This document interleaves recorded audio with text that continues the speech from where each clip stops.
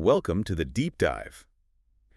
Today we're plunging into the fascinating world of Bitcoin, sometimes, frankly, jaw-dropping. It certainly can be. Yeah, we've got a whole stack of sources, financial news, tech reports, and our mission for you is really to cut through the noise. Get to the core of it. Exactly. I guess. Extract those key bits of knowledge, those insights that help you actually understand what's going on. Mm-hmm. So today we're going to look at Bitcoin's recent market moves, surprisingly steady, actually. Yeah, that stability is interesting. Then we'll explore a really game-changing policy decision, huge potential impact. The 401k news, right? That's the one, unlocking massive capital. Yeah.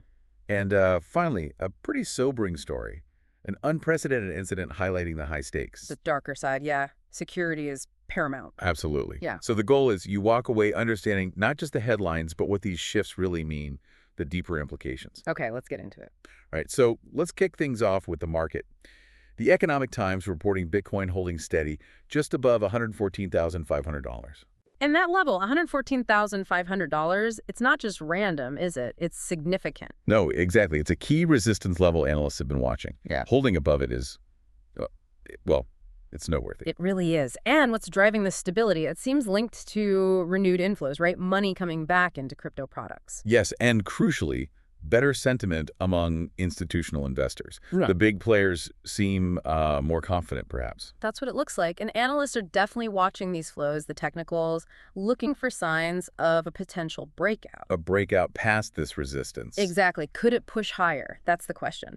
This institutional interest, it speaks volumes about Bitcoin's journey. Towards mainstream adoption. Potentially, yeah. It suggests maybe it's being seen less as purely speculative, more as a viable asset class by some major players. Which leads us perfectly into the next big piece here. Because if institutional interest is one thing... policy change is another beast entirely. Precisely. And this one is huge. Our combined sources investors, CoinDesk, they flagged a monumental shift. The executive order. President Trump signing off on allowing cryptos, like Bitcoin, in 401ks. Right. And this wasn't some quiet little rule change buried in paperwork. Oh, the market reacted almost instantly. Yeah. A near 2% price jump pushed Bitcoin over $117,300 pretty much straight away. Wow. So what's the big picture implication here? We're talking about 401ks. That's a massive pool of capital. One of the largest in the U.S. markets, yeah. So this move effectively unlocks Bitcoin access for a whole new segment of investors, people using standard retirement accounts. People who maybe wouldn't have bought it through an exchange but might consider it as part of a diversified 401k? Exactly. It potentially brings Bitcoin into the fold for, millions of Americans' long-term savings plans. It's more than just new money, though, isn't it? It feels like a regulatory nod almost, a de-risking in a way. That's a great point. For years, crypto was seen as way too wild for retirement funds by the establishment. Right, too volatile, too risky. So this order, it kind of changes that narrative.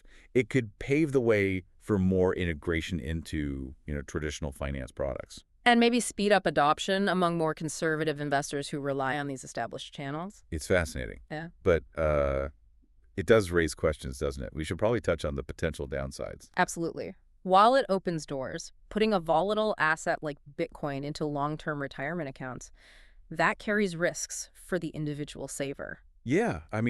Retirement security often depends on stability, predictable growth. Bitcoin isn't always known for that. Not typically, no. So you have to think about, the oversight needed and investor education, that's crucial. Making sure people actually understand the volatility they might be adding to their nest egg. Exactly. It's a balance. Big opportunity, but also requires real caution and understanding. A recurring theme in crypto, right? Opportunity and risk. Hand in hand. Which brings us to our next story, a pretty stark reminder about that risk side. Tom's Hardware uncovered a major security bombshell.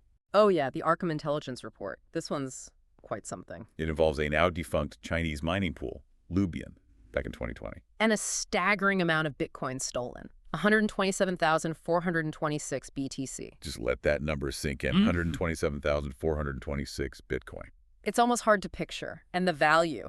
That's where it gets really wild. Right. So back in 2020 when the theft happened, it was worth about $3.5 billion, which is already huge. Astronomical, yeah. But now, with Bitcoin's price appreciation since then, that same stash of stolen Bitcoin is worth Which word? $14.5 billion. $14.5 billion.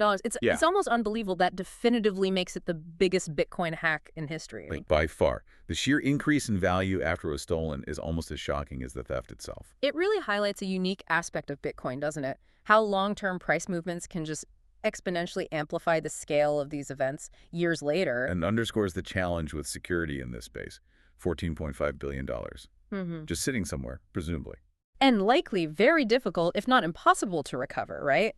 Because of the blockchain's nature. The immutability, once it's moved, especially through mixers or whatever. It's gone. Unlike traditional finance, where you can often freeze accounts, trace funds, crypto is different. It puts the onus squarely on individual security, self-custody. Yeah, it really drives home why things like hardware wallets and strong security practices are just non-negotiable if you hold significant amounts. Absolutely critical. That $14.5 billion is a very expensive lesson for someone. It makes you wonder, doesn't it? Are those coins truly lost or just appreciating in limbo?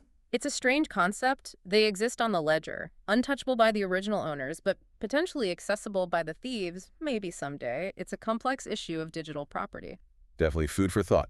Okay, so let's recap a bit. We've really covered some ground today. We have, from market resilience. Yeah, that's surprising stability around $114,500 and the institutional interest building. To the landmark 401k decision, potentially opening the floodgates to massive new capital. A huge leap into the mainstream, potentially.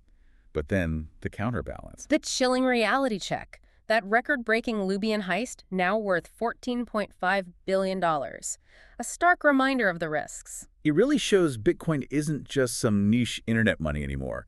It's a serious force impacting finance, tech, personal wealth, everything. And what's fascinating, I think, is seeing these two narratives play out side by side. You mean the push towards acceptance and big money? Exactly. That versus the inherent massive security risks and this bizarre phenomenon of stolen assets multiplying in value over time. Yeah, it's quite the paradox. It really is. Yeah. And it leaves you, the listener, with the crucial question to think about, doesn't it? Which is? Well, how do you weigh these incredible opportunities that this digital landscape offers against these very real, sometimes staggering risks? Especially when you're considering, what role, if any, these assets might play in your own financial future. Exactly. It's the core dilemma, really. Balancing that potential against the pitfalls. Something to definitely mull over.